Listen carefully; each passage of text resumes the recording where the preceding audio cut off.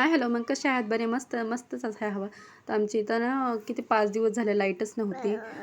काय लईच लाईटीचा प्रॉब्लेम होतो. मच्छर पण चावायचे आणि पाऊस तर रोजच चालू आहे. पाऊस पण चालू होता आणि तर आज मी डब्यामध्ये बघितलं का चटणी पण नव्हती. तर मग म्हटलं चला आता लाईट पण आलेली तर आपली चटणी घ्या करून. तर मग चटणी करायची होती पण आपली ओली चटणी नव्हती, आपली जवसाची चटणी.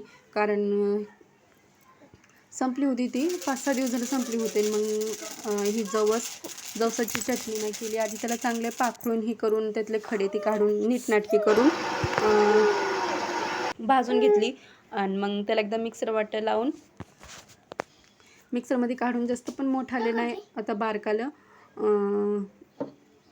बारीक करून घेतले. आणि मग त्यामध्ये मी एक कोडी लसूण टाकलं होतं, म्हणजे एक पूर्ण अख्खी कळी जी असती ते लसूण टाकलं. कारण जास्त लसूण असलं ना की त्यामध्ये चटणीमध्ये चांगली लागते ती चटणी.